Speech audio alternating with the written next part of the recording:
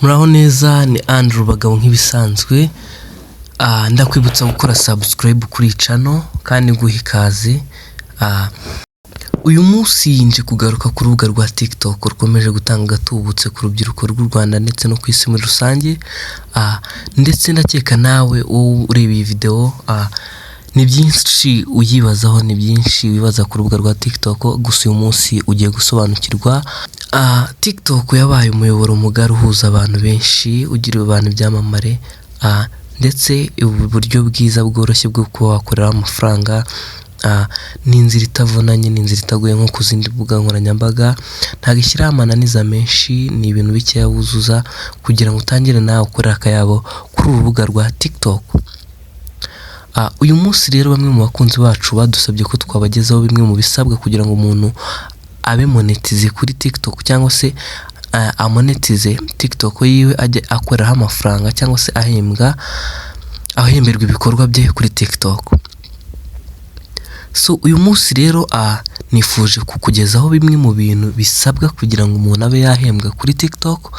Ni ibintu bigera muri bingahe, ntabwo ari byinshi, ndaje mbicemo muri rusange, ariko nimucike intege, mukomeze mukore cyane. Twese tuba turi ku gahigo, kandi Imana izajya ibashoboza guhaha no kuronka. Reka nongere nkwibutse gukora subscribe kuri iyi channel. Imana ibahereza umugisha. Noneho reka dutangire mbabwira ikintu cya mbere ugomba kuba wujuje kuri TikTok kugira ngo ube monetize cyangwa se wahemberwa views zawe nawe ukorere akayabo nk'abandi. Ikintu cya mbere ugomba kuba urengeje imyaka 18, ugomba kuba uri hejuru y'imyaka 18. Hanyuma ikintu cya kabiri ni ukuba ufite followers byibura 10,000 warabujuje, warabateretse hariya kabisa. Ikindi kintu cya gatatu ugomba kuba ufite views 100,000 kuri video zawe zose muri uko kwezi urimo urapplyingamo kuba monetize, cyangwa se mu minsi 30 ishize niko byandikwa. Ugomba kuba ufite views 100,000 mu minsi 30 ishize, ubwo ni mu kwezi. Kandi ugomba kuba waraploadinze video byibura 3 muri icyo gihe wapplyingamo kuba monetize, ubwo ni muri iyo minsi nanone 30 ishize. Ugomba kuba basi byibuze video nke ifitemo ari video 3. Iyo utazifite ntabwo wapplyinga ngo ube monetize kuri TikTok. Hari inzira nyinshi zo gukoramo amafaranga kuri TikTok, ni nyinshi.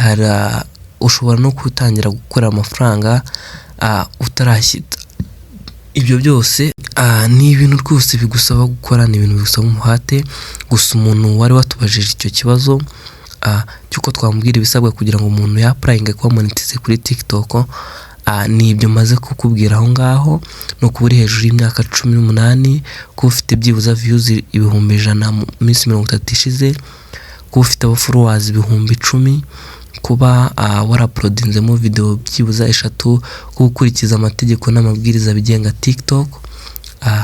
Ndakeka ibyo ngibyo wabyujuje, uba wemerewe kuba monetize, ugatangira ugahemberwa ibikorwa byawe byose kuri TikTok. Reka mbabwire ngo naho ubutaha, niba iyi video yagufashije cyangwa se igufashije gusobanukirwa, kandi like, ukande subscribe, ndetse niba ari n'ibindi wifuza kumenya kuri izi mbuga nkoranyambaga zacu mu Rwanda, usige muri comment icyifuzo cyawe. Ciao ciao, turi kumwe.